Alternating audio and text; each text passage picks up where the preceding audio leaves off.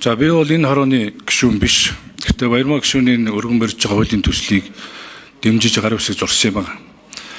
За бүх хууль өргөн барих процедур бол явж байгаа.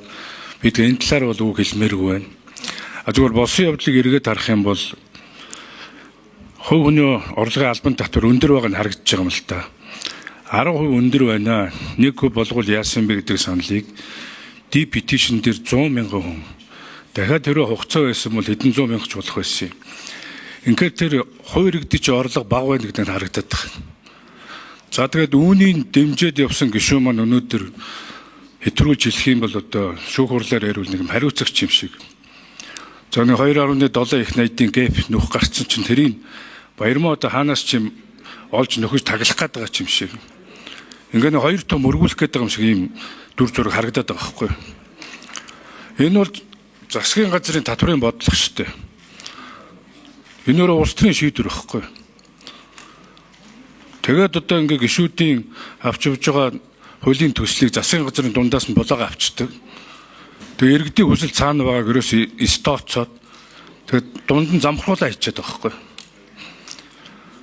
Тэгэхээр манай төсвийн одоо байнгын гарааны гишүүд энэ хуулийн төслийн зүгээр дэмжиж өгөөл их хурал дээр хаглуулчих хэрэгтэй.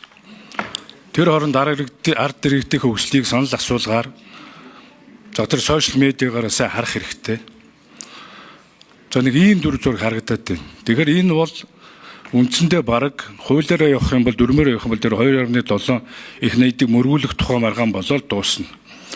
Зөвхөн улс төрийн шийдвэр цаана гаргах үүднээсээ засгийн газар тэр янз бүрийн хуулиндаа нэмэлт өөрчлөлт оруулж болно шүү дээ. Татварын янз бүрийн хуулиндаа. За эцэст нь хэлэхэд тэгээд энэ бол улс төрийн хүсэл цаана байх ёстой.